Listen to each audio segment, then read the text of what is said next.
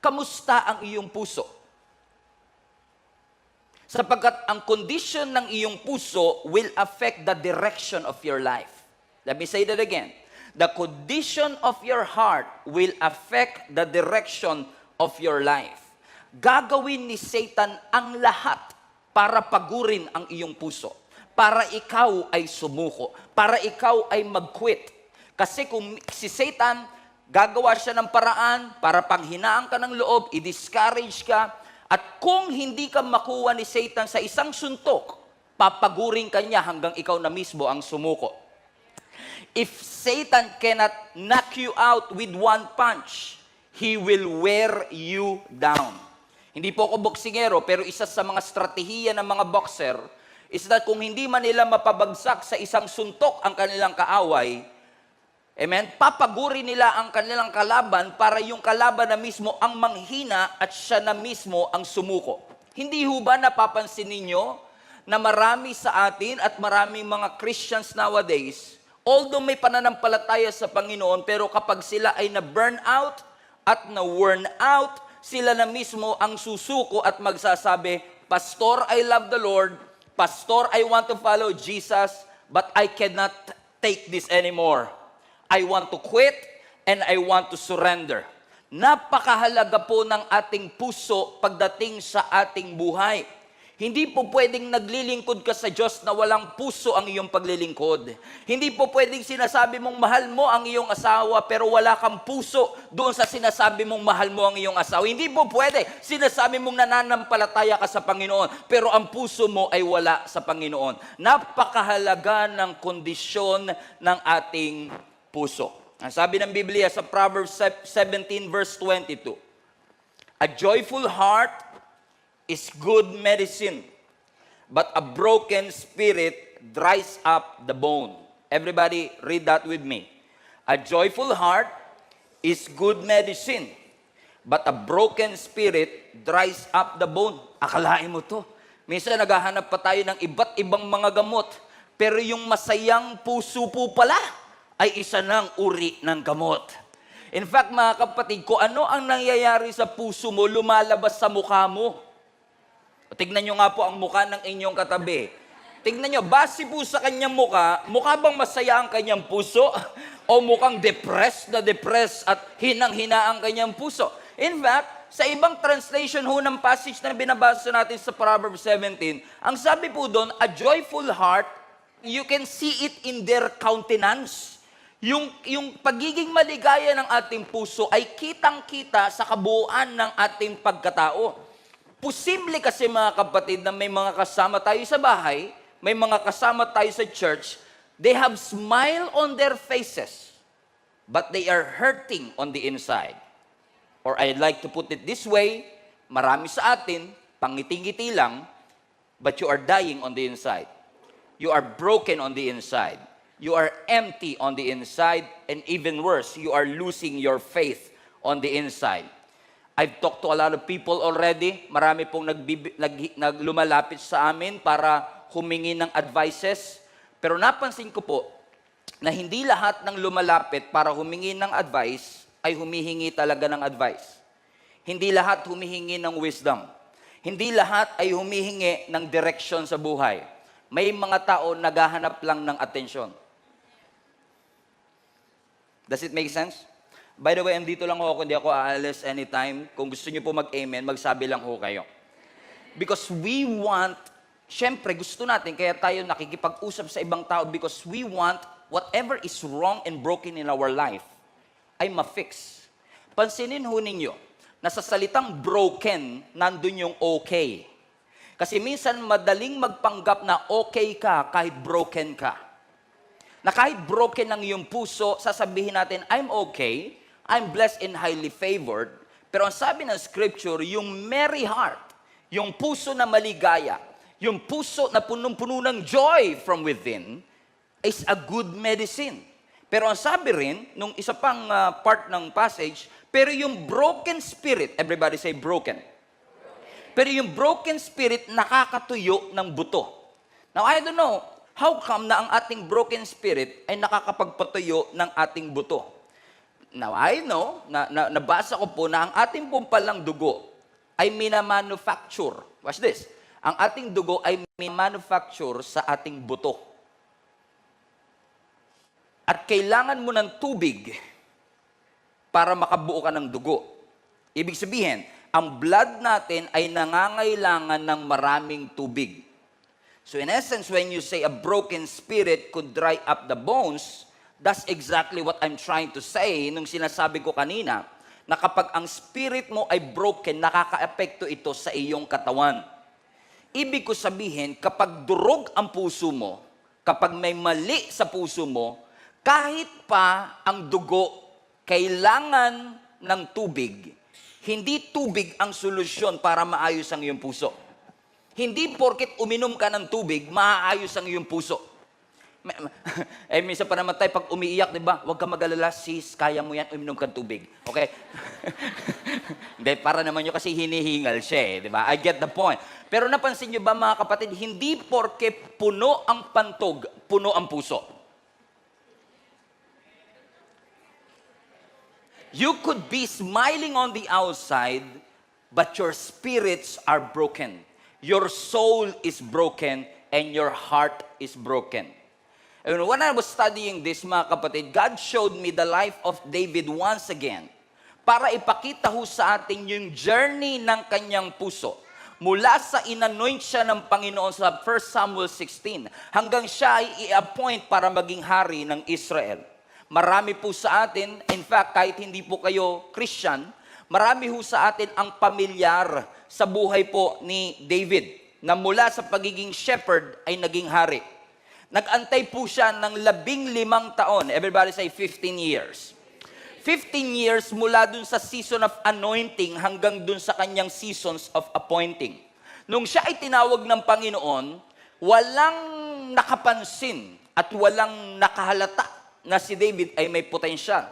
Nawala ang anointing kay Saul, nilipat na sa bagong hari daw, pero hindi alam ni Prophet Samuel kung sino iyon. Kaya nung pumunta si Prophet Samuel sa bahay ni Jesse, na tatay ni David, pinakita niya yung kanyang mga anak. 8 kasi yan eh. Yung 7 anak niya, si Eliab, si Abinadab, lahat yan ibinandera niya kasi sila yung mga pogi, sila yung malalaki ang katawan, sila yung mukhang hari. Pero ang sabi ng Panginoon sa 1 Samuel chapter 16 verse 7, watch this.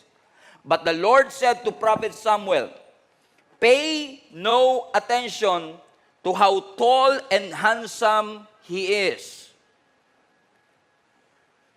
Sabi mo sa katabi mo, hindi porket matangkad, pinipili ng Lord. So hindi rin porket matangkad, pipiliin mo na rin. Hindi porket pogi, ay pipiliin na ng Panginoon. So hindi porket pogi, pipiliin mo na rin. Buti na lang, kahit hindi tayo masyadong pogi, may pumili sa atin. Yung palakpak niyo, parang na-insulto ako ng konti. Huwag kang titingin porket matangkad siya o pogi siya. Bakit? I have rejected him. Because I do not judge as people judge. Bakit? Paano ba tayo humusga? We look at the outward appearance, but God looks at the heart. Kahit kasi si David, wala sa limelight, walang posisyon, walang influence, nakitaan siya ng Diyos ng faithfulness. Mga kapatid, gusto ko lang kayong i-encourage bago tayo magpatuloy. Kahit walang nakaka-appreciate, kahit walang nagte-thank you, kahit walang nakakapansin sa atin, can you be faithful in the dark? Kasi hindi porket nasa dilim ka, walang plano ang Diyos na daling ka sa liwanag. It's just so happen that God wants to make sure that you can handle the heat. Kaya minsan itinatago ka na muna ng Panginoon sa dark kasi gusto ng Lord, bago kanya ilagay sa light, kailangan handa ang iyong puso, handa ang iyong karakter, handa ang iyong attitude. Kasi kapag ikaw ay hindi ready, a blessing is not a blessing if you cannot handle it. A blessing is not a blessing if you are not ready for it. Kaya minsan sasabihin natin, Pastor, gustong-gusto ko na talaga. Sasabihin natin sa Lord, ibigay mo na. Ang sabi ng Panginoon, I know you want it. Alam kong gustong-gusto mo, but you are not yet ready for it. May plano ang Lord kay David. Pero sa kabila ng lahat ng bagay, hindi siya minadali ng ating Panginoon na dalhin sa trono. Mga kapatid, gusto ko lang kayo i-encourage, wag na wag mong ipapasa at wag na wag mong ide-delegate yung bagay na pinapagawa ng Diyos sa'yo. Kasi kapag pinagawa ng Diyos sa'yo yan, may purpose ang Panginoon kung bakit ikaw ang sinasabihan ng Diyos na mag-evangelize sa iyong pamilya. May rason kung bakit ikaw ang inassign ng Panginoon for that specific job or for that specific purpose. Bakit mga kapatid? Kasi may layunin ng Panginoon na ma-develop ang ating habits, ma-develop ang ating attitude, at ma-develop tayo kung ano man ang gusto ng Lord na pagdalhan sa bawat isa sa atin. Sumunod ka lang kahit nasa dilim.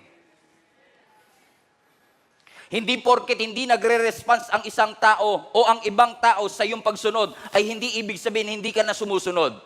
Ang pinakamalaking achievement ng isang Kristiyano ay hindi yung mag-response ang iba sa obedience mo. I remember before, years and years ago, amen, I've been preaching. Alam niyo po ba mga kapatid, I've been a pastor of the church for more than 8 years. I've been a youth pastor for 11 years. 22 years na po ako naglilingkod. Almost 20 years na rin po ako nagpipreach. Pero the early days of my preaching, no one is listening to me. Nobody is giving me a platform. But when God saw your faithfulness kahit ka wala kang platform, ang greatest achievement mo ay hindi yung may ibang taong mabibless sa pagsunod mo. Ang pinakamatinding achievement, yung sumunod ka mismo sa Panginoon. Yun yung pinakamagandang achievement. Yung kahit walang nakakapansin sa iyo, susunod ka lang. Kahit walang nakaka-appreciate, sunod ka lang. Sabi mo sa katabi mo, sunod lang ng sunod. So hindi sapat, although dinescribe din ng Bible na si David ay magaling magsalita, dinescribe ng Bible na si David ay a fine-looking man. Pogi rin naman si David eh. Pero hindi sapat yung kanyang kapogian at hindi sapat yung kanyang pagiging articulate sa mga salita niya kasi ang tinitignan ng Panginoon ay yung kanyang puso. Inihahanda ng Panginoon si David bilang shepherd para siya ay maging king. Kasi kung walang preparation for elevation, kung walang paghahanda mula shepherd hanggang king, mabibigla si David at hindi magiging blessing sa kanya yung promotion na gagawin ng Panginoon sa kanyang buhay. Mga kapatid, gusto ko i-remind kayo, maganda ang plano ng Panginoon sa iyong buhay, maganda ang plano ng iyong Lord para sa iyong pamilya, maganda ang plano ng Lord para sa ating simbahan. God wants to bring you to a new place. God wants to bring you to a new heights. God wants to bring you to a new dimension. And God wants to bring you to a new environment. Are you ready for it? Kasi kung hindi, ire-ready ka pa ng Panginoon. Unfortunately, marami sa atin ang takot sa next level. Yung kapag ine-elevate ka, nabibigla ka. Kasi hindi ka ready doon. Marami sa atin ang takot na magsabi sa Lord ng, yes, Lord, whatever it takes. Marami sa atin ang takot na mag-show up. Marami sa atin ang takot na mag-involve. Marami sa atin ang takot magbigay. Gusto natin mag-settle kung nasaan man tayo naroroon. Kaya, no wonder marami sa atin ang expectation mababa, ang vision mababa, ang pananampalataya mababa, kasi gusto nating manatili sa mababa.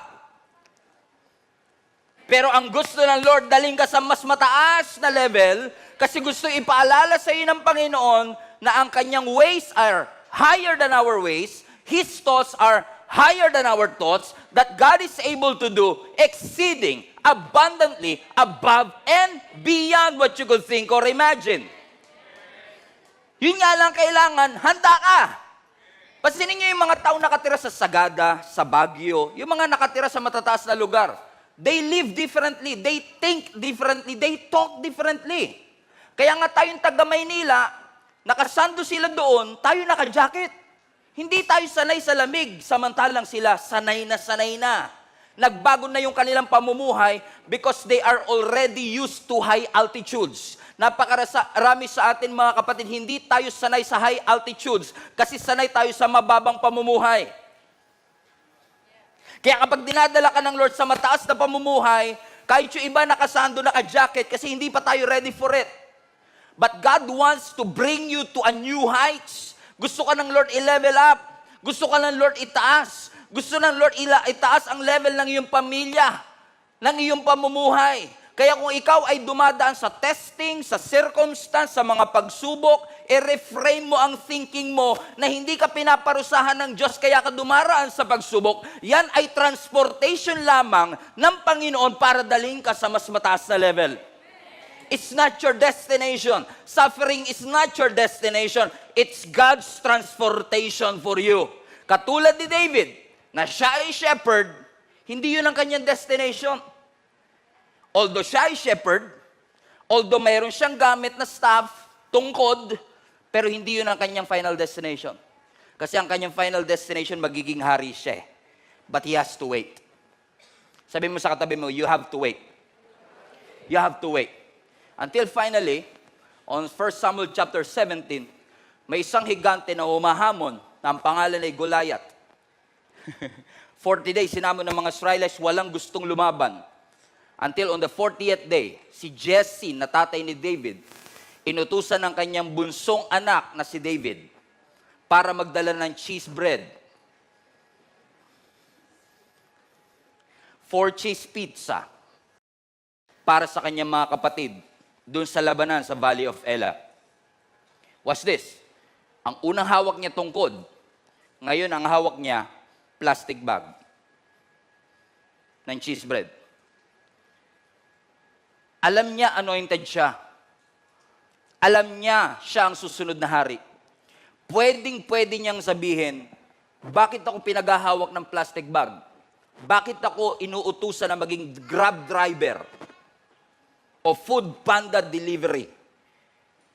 Sa aking mga kapatid, hari ako.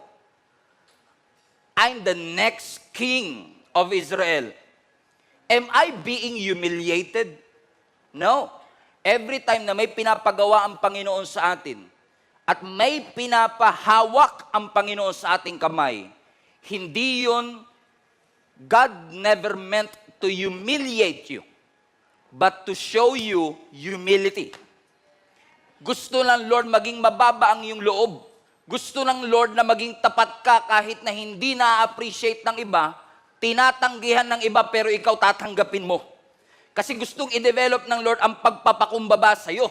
Hindi ka hinihiya ng Panginoon, tinuturuan ka lang niyang magpakumbaba para hindi ka yumabang. I remember one of the most important advice that I get, hindi ko alam kung nandito si Daddy Rolly. One of our elders, isa sa pinakamahalagang advice na sinabi niya sa akin bago pa pumutok ang pandemic. Sabi niya, Pastor Stephen, wag na wag lalaki ang iyong ulo. One of the most treasured advice that I get. Alam niyo kung bakit importante sa isang Kristiyano na kahit na pinapalaki pa ng Lord ang church mo, influence mo, ministry mo, na hindi ka dapat yumayabang? Kasi, hindi porket pastor ka na, entitled ka na. We are not entitled, we are entrusted. Kaya nga mga kapatid, napakahalaga, amen, na tayo ay laging reminded na anumang bagay na meron tayo, hindi tayo entitled para dito. Hindi natin pwedeng sabihin, Lord, nagsimba ako nung Sunday, entitled ako ma-bless buong linggo. Lord, nagpray ako ng mahaba kahapon, entitled ako makakuha ng ganito. Lord, nag-antay ako ng 15 years, entitled ako makakuha ng gwapong asawa.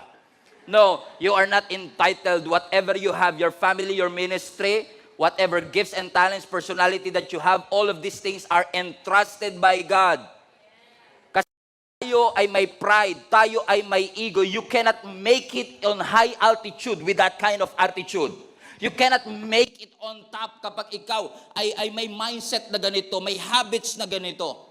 If you want to go higher, you have to leave something behind. You have to leave your pride, you have to leave your ego, you have to leave your bitterness, you have to get rid of your anger, you have to get rid of your unforgiveness, and allow God to move over your life para mas madala ka ng Panginoon sa mas mataas na pagtawag. Sabi mo sa katabi mo, parang sa iyo ang topic ng Panginoon. Na tayo ay manatiling tapat sa Panginoon regardless of the circumstances.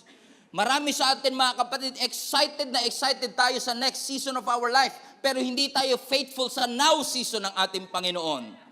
Gusto natin maging hari pero takot tayong humawak ng tungkod para maging shepherd. Gustong-gusto natin maging hari at excited tayong maging hari pero takot na takot tayong humawak ng plastic bag ng cheese bread at maghatid ng tinapay para sa ating mga kapatid. Pero may itinuturo ang Panginoon sa atin mga kapatid, anuman ang ilagay ng Lord sa iyong kamay, dapat ang iyong puso ay laging surrendered sa pinapagawa ng ating Panginoon. Magpakumbaba at sabihin lang natin, yes Lord, I'm gonna follow you whatever it takes. Until pagdating niya sa Valley of Elah, nakaharap niya si Goliath na higante. Ano sabi na scripture sa 1 Samuel 17, I'm taking you through 15 years. In 15 minutes, pag-pray niyo ako. Nakaharap ni David si Goliath, a Philistine warrior. Pero I love what he said. Habang ang lahat ng mga Israelites ay takot na takot, ang sabi ni David sa lahat ng mga taga-Israel, don't lose your heart. Don't lose your heart. Don't lose heart. Huwag kayong mapanghihinaan ng loob. God is with us. Sino ba yung uncircumcised Philistine na yan that is mocking the armies of the living God? Supot yan eh. Ba't kayo nagpapatakot sa kanya? Ako ang lalaban sa kanya. He was so brave. Matapang siya. At dahil sa tapang niya at siyang lumaban, inanoy siya ng Panginoon, in-enable siya ng Panginoon, natalo niya si Goliath, at dahil sa pagkatalo niya kay Goliath, he rose in strength and he rose in fame. Sumikat si David. Naging kilala si David sa buong Israel. To the point, mga kapatid, na ang mga Israelites ay gumawa ng kanta patungkol sa kanya kahit hindi siya yung hari. At nag-create ng jealousy, selos, sa puso ng hari na si King Saul. Kasi ikaw ang hari, pero ina-admire ng tao si David. In essence, may division. Naalala ko sa New Testament, may ganyang case din. Kung kilala niyo si Apollos sa Acts, si Apollos ay isa sa mga apostol ng New Testament. Si Apollos, sabi ng maraming Bible scholar, ang description sa kanya is silver tongue speaker, silver tongue preacher. He's an eloquent speaker. Magaling siya mag-preach. He was excellent in whatever he do. Pero, nung siya, dahil sa kanyang galing, dahil sa kanyang talento, nagkaroon siya ng mga followers sa loob ng Church of Corinth. Now, you have to understand this. Si Paul ang nag-pioneer ng church in Corinth. Pero ang mga tao, dahil sa galing ni Apollos, ina-admire si Apollos at sinasabi nila, ang mentor ko si Apollos. Pero ang tulay na pioneer, si Paul. So in essence, yung admiration o paghanga ng mga tao sa Church of Corinth ay nag-create ng division sa kanila. Kaya minsan nag-preach si Apostle Paul na sabi niya, bakit yung sinasabing, ako ay kay Apollos, ako ay kay Pablo, lahat tayo kay Kristo. Bumalik tayo sa ating pagtawa. Kay Kristo dapat tayo sumunod, hindi kay Apollos. Hallelujah. At hindi kay Paul. Bakit sa panahon ni Apostle Paul, amen, hindi masamang humanga. Huwag nyo lang i-idolize. Huwag nyo i-idolize si Pastor Steven. Huwag nyo i-idolize sa mga pastor. Huwag nyo silang ilagay sa pedestal. Kasi sila man ay nagkakamali. Kailangan nating ma-realize, mga kapatid, tayo pong lahat ay member ng body of Christ. And our job is to be humble enough to put Jesus in the cornerstone. Ang cornerstone ng simbahan, hindi si pastor. Ang cornerstone ng simbahan, hindi ang mga ministry leaders. Ang cornerstone ng simbahan, hindi ang mga leaders ng church o pastors. Ang cornerstone is si Jesus mismo.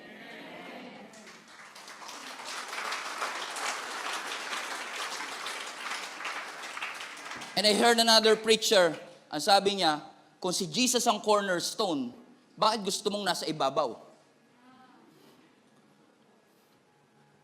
Ano nangyari kay King Saul? Dahil sa kanyang selos kay David. Kasi yung mga babae sa Israel gumawa ng kanta para sa kanya, yung kanyang jealousy ay naging murderous. Pinursu niya si David kasi gusto niyang patayin si David. Hanggang sa kakapurso niyang mapatay si David, eventually, si Saul mismo ay namatay din. But, watch this. Pero kahit na si David, ang anointed at that time, he never forced his way to his throne. Hindi niya puwersa na mapunta siya at maging hari kaagad siya. Nirespeto niya ang sovereignty ng Diyos. inonor niya ang authority ng Israel, pinagkatiwalaan niya ang timing ng Panginoon. Wag na wag nating mamadaliin yung bagay na gusto nating makuha. Kasi sa tamang panahon, everything is made beautiful, ang sabi ng scripture, in its time. Sa tamang panahon, makukuha mo yan. Sabi mo sa katabi mo, pray ka lang, makukuha mo rin yan. Ang ganda ng puso, kaya pala, ang sabi ng scripture, hindi ako tumitingin sa panlabas, kundi sa kanyang puso. Bakit? Napaka-genuine ng puso ni David eh. In fact, napaka-genuine ng kanyang puso, na even in the New Testament, ang sabi ng scripture, sa isang preaching ni Apostle Paul sa Acts 13, verse 22, and when he had removed him, he raised up for them, sino daw? David. So nung tinanggal si Saul, ang ni-raise up, sino? Si David, to whom also he gave testimony, and he said, watch this, I have found David, the son of Jesse, a man after my own heart, who will do all my will. Kaya pala, ang puso ni David ay genuine kasi gusto niya at ginagawa niya ang kalooban ng Panginoon. How many among you admire, inahangaan niyo ang puso ni David at gusto niyo magkaroon ng ganitong klaseng puso? Taas nga po ang kamay, real quick. Amen. How I wish, masasabi din, pagkawala na tayo at magkaroon siguro ng Bible, si Kyle, a woman after God's own heart. Si Stephen, a man after God's own heart. Grabe, no? Para sabihin na ang iyong puso o ikaw ay malapit sa puso ng Diyos. Wow! What an honor of a lifetime. Correct? Pero hindi porket si David, ang man after God's own heart, ay perpekto na siya. Nagkamali at nagkasala pa rin siya. Kasi ang sabi ng scripture, nung siya ay nag-grows in strength at nag-grows in fame, one day, after 15 years, siya ay naging hari ng Israel. So yung kanyang mga responsibility dumami. Nung una, ang kanyang responsibility lang maging shepherd. Next, ang kanyang responsibility, maging grab driver. Food panda. Maghatid ng pagkain sa kanyang mga kapatid. Ang next na naging responsibility niya, patayin si Goliath. Correct? Iba-iba ang kanyang responsibility until siya ay naging king of Israel. Palapakan natin ang Panginoon. And I don't know what happened. Pero ang sabi ng scripture, one day o one night, habang ang buong Israel ay nasa labanan, watch this, si David ay nagpaiwan sa kanyang bahay. Ulit-ulit. He was a king, pero nung time na nasa gera ang buong Israelites, si David ay piniling maiwan sa kanyang bahay. What happened there? Nung gabi na yon, lumabas siya sa kanyang balcony at may nakita siyang babae na naliligo. Babae na nagte-take a bath na ang pangalan ay Bathsheba. Amen? Nagtitake a bath, ang pangalan ni Bathsheba, pinatawag niya si Bathsheba, sinipingan niya, kahit may asawa si Bathsheba, at nabuntis si Bathsheba. He failed. David, a man after God's own heart. Si David na pure ang puso. Si David na malapit sa Panginoon, nagkasala ng malaki sa harapan ng ating Panginoon. Nung nabalitaan ito, nung ito'y nireveal ng Lord kay Prophet Nathan, kinausap ni Prophet Nathan si King David, kinonfront siya sa kanyang kasalanan, but thank God, si David nagrepent sa ating Panginoon. And then sinulat niya ang Psalms 51 verse 10. Everybody read this with me. Create in me a new, clean heart, O God, filled with clean thoughts and right desires. Sa ibang translation, create in me a clean heart, O God, and renew a right spirit within me. Now hold on. How did it happen?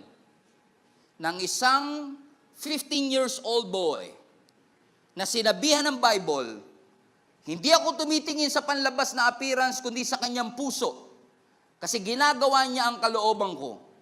How come na ang isang David na sinabihang a man after God's own heart is the same David na nananalangin, Lord, palitan mo ang aking puso.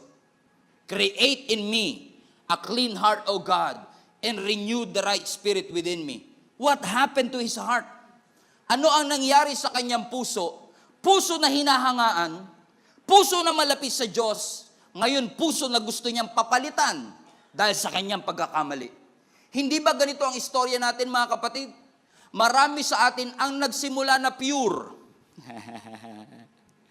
Pero unti-unti, habang tumatagal, natetempt tayo na mag-focus hindi sa pinapagawa ng Panginoon, kundi sa mga bagay na nararanasan natin sa ating buhay. Posible nga kaya, mga kapatid, na minsan sa ating paglilingkod, sa ating pagsisimba, na nung una ang focus natin ay laging nasa Panginoon, pero ngayon ang focus natin, ano ang mga ginagawa ko? Ano ang mga dapat kong gawin sa ministry? Ano ang mga laman ng aking kamay? Ano ang mga tools na meron sa akin? Mga kapatid, tatandaan po ninyo ito. Your heart will always regulate your hand. Kapag tama ang puso, magiging tama ang iyong mga ginagawa. Dinidiktahan ng iyong puso ang gagawin ng iyong kamay. Your hand and your heart is connected to each other. Nakakatakot, mga kapatid, kapag ang kamay natin ay punong-puno ng responsibility, pero ang puso natin ay empty mula sa ating Panginoon. Watch this. Si David, nagsimulang shepherd, walang masyadong responsibility. Pero habang tumatagal, na siya ay napopromote, na siya ay sumisika, na siya ay nag-grow in strength, na siya ay napunta sa palasyo, puno ang kanyang kamay, pero ang puso niya gusto niyang papalitan. David has a full hand, but empty heart. Worn out ang kanyang puso. Nagkamali sa harapan ng ating Panginoon. If you got full hands and worn out heart, you are in trouble. Kapag ang kamay mo punong-puno pero ang puso mo ay tuyot na tuyot, you are in trouble. Kapag ang kamay mo nakataas pag nagpupuri pero wala ang puso mo sa iyong pagpupuri, you are in trouble. Dinadaya lang natin ang ating sarili, mga kapatid. Kapag busy tayo sa mga responsibility natin, pero nakalimutan nating ilapit ang ating puso sa ating Panginoon. Kasi anumang ginagawa ng puso mo ay connected sa ginagawa ng kamay mo. It's possible to look whole on the outside but broken on the inside. Kahit malakas, may breaking point. Kahit malalakas, kahit tatay, may limitation. Kahit nanay ay may limitation. At minsan, kapag tayo ay hindi naging aware na alagaan ng ating puso, posibleng maging outlet ng iyong brokenness ay yung pamilya mo. Ang maging outlet ng iyong brokenness ay yung anak mo at asawa mo. Nagiging irritable at magagalitin tayo minsan because we don't want to admit that our heart is not okay. Kaya napakahirap minsan maging pastor, maging leader, maging nanay, maging tatay kasi mahirap aminin that you are also broken from within. Bilang tatay, punong-puno ang kamay mo ng responsibility, pero ang puso mo ay tuyong-tuyo. Ang iyong kamay ay punong-puno ng mga bagay na pinapagawa ng Panginoon, pero sa totoo lang, you are dying on the inside. Katulad ni David, a man after God's own heart, hinangaan sa kanyang puso, pero marahil sa dami ng kanyang responsibility, nakalimutan niyang alagaan ng kanyang puso. Kaya sabi niya sa Psalms 51, Lord, create in me a clean heart and renew a right spirit within me. For I know that my hands are full. At kung gusto ko na magawa ang pinapagawa mo, at manatiling full ang aking kamay, hayaan mong kung paanong puno ang aking kamay, dapat puno rin lagi ang aking puso.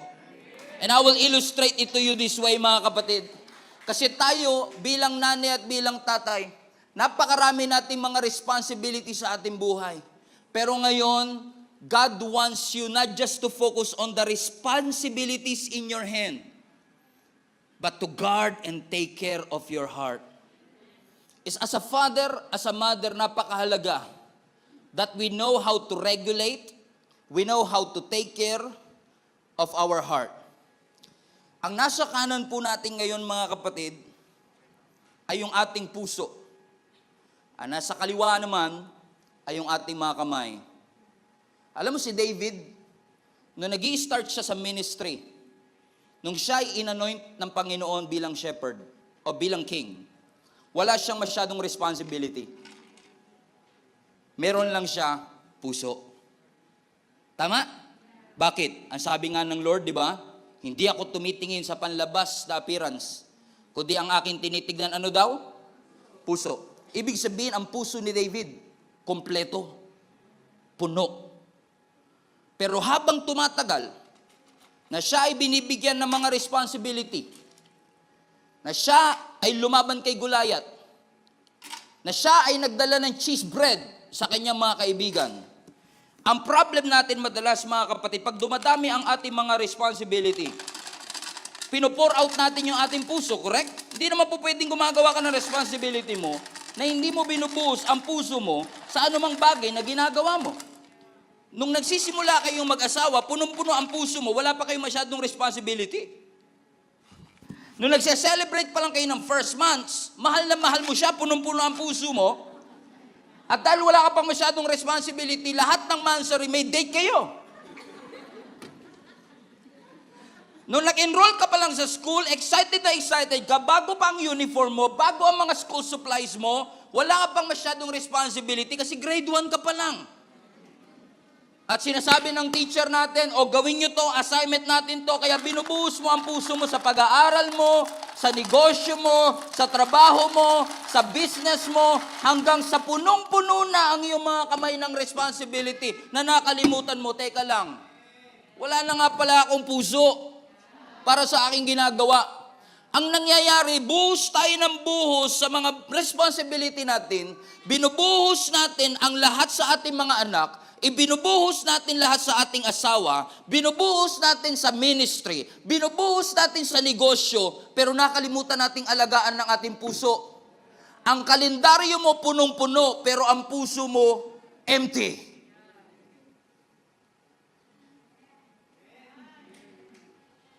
You have to guard your heart and replenish. Every time na ikaw ay may responsibility, every time pinopromote ka ng Panginoon, every time na dinadagdagan ng Lord ng responsibility, at pumupunta ka sa bagong season, every time na nagkakaroon ka ng bagong tools. Si David, ang una niya lang tool, sling, yung tungkod. Nung naghahati siya ng pagkain, hawak niya? Plastic bag. Dalawa na tools niya ngayon. Yung tungkod, yung plastic bag. Pagkatapos ito, nilabanan niya si Goliath, ano ang tools niya? Yung slingshot. Nung siya'y naging hari, nagkaroon siya ng sword. Nagkaroon siya ng crown. Iba-ibang season, iba-ibang tools. Pero hindi niya kinalimutan yung kanyang pagiging shepherd. Dala niya lahat ng tools. Ang dami niyang responsibility. Shepherd siya, delivery boy siya, king siya, tatay siya. Pero nakalimutan niyang i-replenish ang kanyang puso. And many of us, watch this. If your hands are full and your hearts are worn out, it's a dangerous place to live. It's very dangerous kapag ang kamay natin ay punong-puno, pero ang puso natin ay walang laman. Mga kapatid, gusto ipaalala sa atin ng ating Panginoon ngayon, alagaan mo ang iyong puso. Kung gaano kapuno ang kamay mo, dapat ganon kapuno ang puso mo. Hindi po pwedeng marami kang schedule, marami kang activity, pero ang puso mo ay hindi mo nire-replenish. Kaya napakahalagang umaating ka sa church, gaano ka man ka-busy. Napakahalagang nagbabasa ka ng Bible, gaano ka man ka-busy. Wag mong kakalimutan manalangin, gaano ka man ka-busy. Kasi every time na nagbibigay ka sa business mo, nagbibigay ka sa pamilya mo, nagbibigay ka sa ministry, nauubusan ka sa puso mo. Kailangan mo siyang i-replenish. So every time you come to church, you read the Bible and you pray, your heart, through His presence, are being filled. Yung emptiness, yung kakulangan, yung pagkasaid, ay pinupunan ng ating Panginoon. Buti pa, yung ating mga gitara minsan nakatono, pero yung puso natin, wala sa tono. Napaka-busy natin madalas na wala na tayong time para ipahinga ang ating mga puso. At magtataka na lang tayo, how did I get here? Dati ang punong-puno ng puso ko, excited na excited ako sa ministry. Lagi ako maaga sa ministry. Lagi ako nagsisimba, linggo-linggo. Pero sa dami ng responsibility, sabi pa nga natin, Lord, pagpalain mo ko. Lord, i-bless mo ang business ko. Lord, sana magkaroon ako ng sari-sari store. Para magkaroon kami ng pang-araw-araw na panggastos man lamang. Nung nagkaroon ng sari-sari store, pinalaki ng Lord ang sari-sari store. In-invite mo sa church, ate, punta ka sa church. Ay, hindi ko masara yung tindahan ko eh. Kasi, sayang naman yung bibili. Buti pa yung bibili, inasikaso, yung nagbigay ng tindahan, nakalimutan.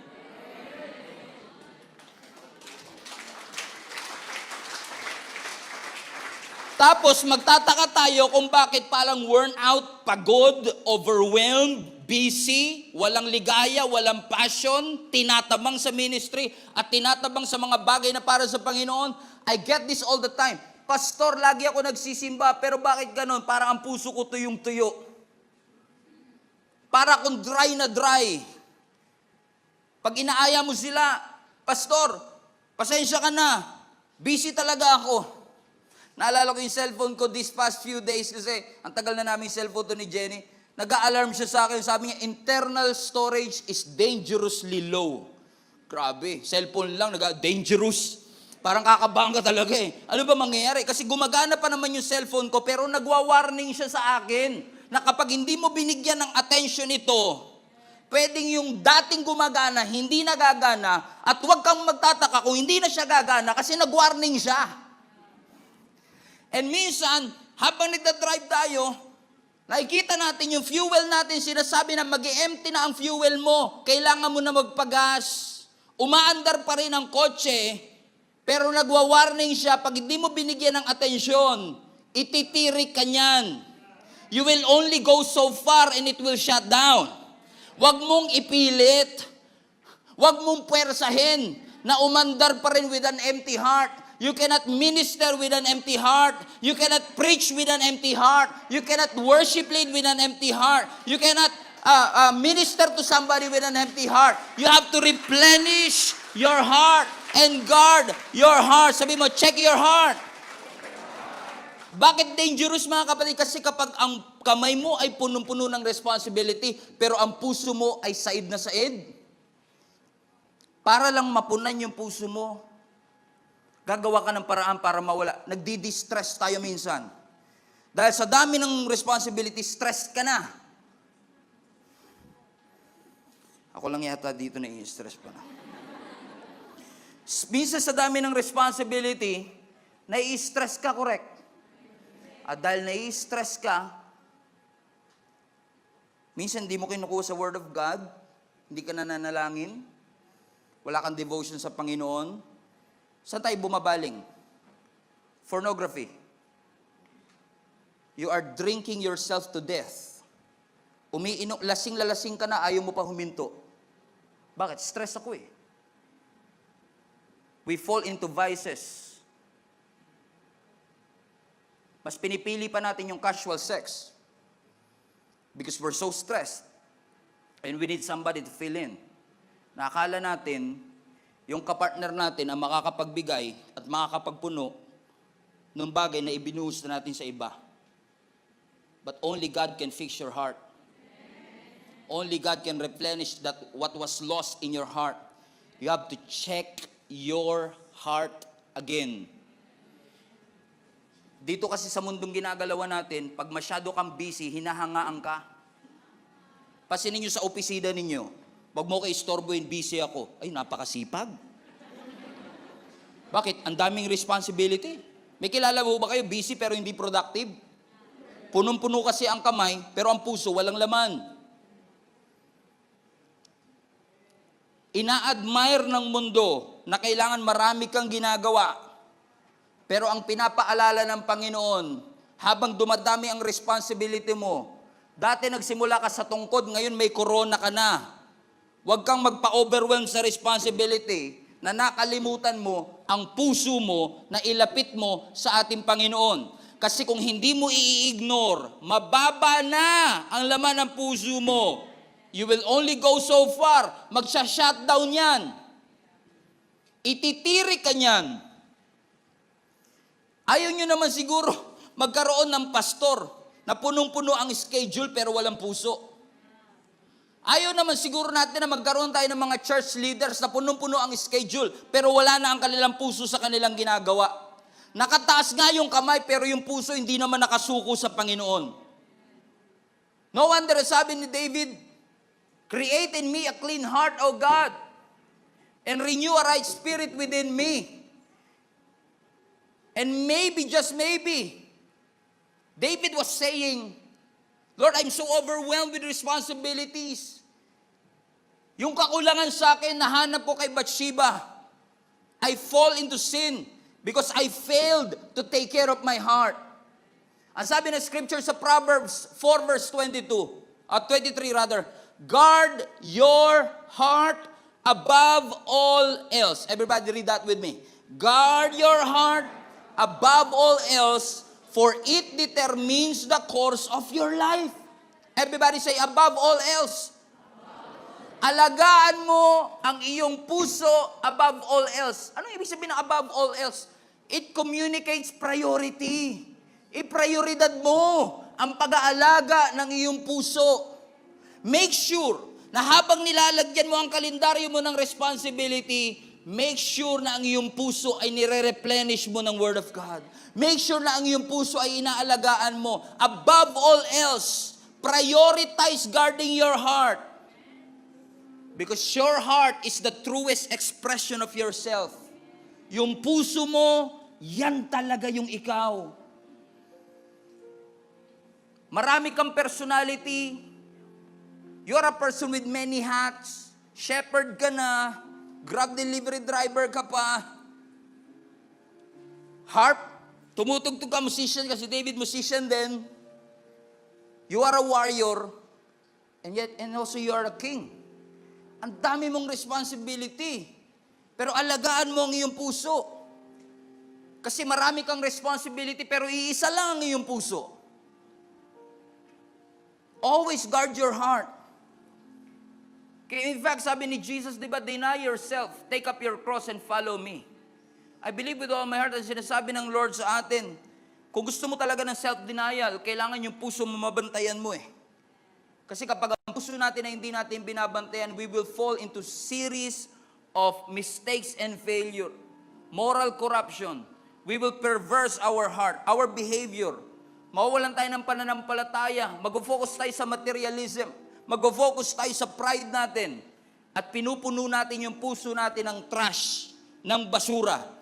At hindi po ako basurero, pero ang alam ko lang, maliit man ang basura o malaki, basura pa din yan. The only way for you to take up your cross and follow Jesus is to guard your heart. Kasi ang sabi mismo ng ating Panginoong Hesus, "For where your treasure is, there your heart be also." Out of the abundance of your heart, the mouth speaks. Your heart is very important. Take care of it. Huwag ka magpa-overwhelm sa dami ng responsibility bilang nanay. Huwag ka magpa-overwhelm sa responsibility bilang tatay. Tatay ka na, may sideline ka pa. Ikaw pa minsan maghuhugas ng pinggan. Ikaw pa minsan magliligpit ng ganito. Ikaw pa maghahatid sa mga anak mo. Pero kahit gaano ka kabisi, huwag mong kalimutan ang iyong puso. Nagsimula kayo, isa lang ang branch ng inyong negosyo. Lagi ka pa nagsisimba, 7 na ngayon. Pinagpala ka ng Panginoon. Saludo naman tayo sa Panginoon dyan. Pero kapag punong-puno na ang iyong kamay, pero ang puso mo ay empty, darating ang araw, meron kang 10 branches, pero walang-wala ka na sa iyong puso. 10 ang inyong branches, pero ang puso mo ay tuyot na tuyot sa Panginoon at sasabihin mo pa rin, bakit ganon? Success doesn't feel successful. Bakit ganon? I'm full but I'm not fulfilled. Why? Because you failed to guard your heart. Above all else, it will become the wellspring of your life. Bantayan po natin ang ating puso. And in fact, if you are here for the first time at hindi mo kilala ang ating Panginoong Hesus, ang pagtanggap nga sa Panginoon ay nagsisimula sa puso. Papasukin mo siya. Marami sa atin pinalabas na si Lord sa puso dahil ang dami nating nilalagay dito na mga schedules natin and busyness natin. Buti pa yung ibang bagay may schedule pero si Lord wala. Ang sabi ng scripture, Romans 10:9, and I will end with this, if you openly declare, Romans 10:9, if you openly declare that Jesus is Lord and believe in your heart, everybody say, believe in your heart. Believe in your heart that God raised Him from the dead, you will be saved. Whoa. That's how powerful your heart is. Dito nagsisimula ang relasyon natin sa Panginoon, that when we believe in Jesus Christ, you will be saved. Guard your heart, kapatid. Bantayan natin ang ating puso. Mga kapatid, let me just encourage you, wag lang basta tanggap ng responsibility. Tanggapin mo ang sinasabi ng Panginoon. And lagi ko ito sinasabi sa lahat ng kinakasal ko. Don't be so caught up with your business na mawawalan kayo ng panahon para basahin ang kanyang salita. That is very important because the Word of God will bring faith